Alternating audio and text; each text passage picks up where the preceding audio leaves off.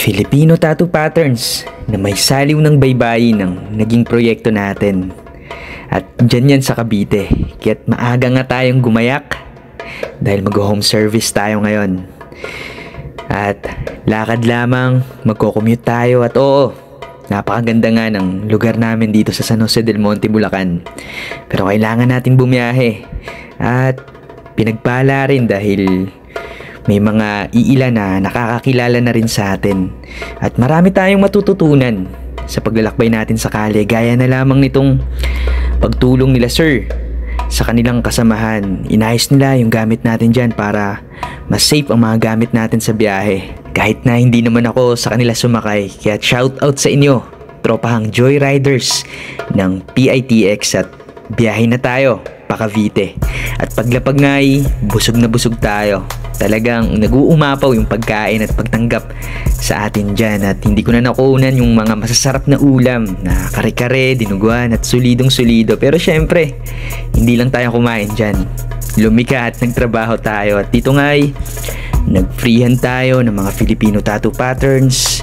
Nasa gawin na tayo ng likod. Talagang bumakbak tayo ng dalawang magkasunod na araw dyan.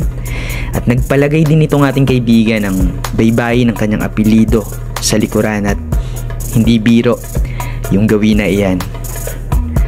Patapos na tayo dyan at ang astig lamang dahil itong kanyang kabiyak sa buhay ay lumikha rin ng handpoke tattoo sa kanya. Syempre may gabay natin yan, at ang tamis lamang dahil yung kabiyak sa buhay ay meron na ring permanenteng lagda sa iyo, at sana all na lamang.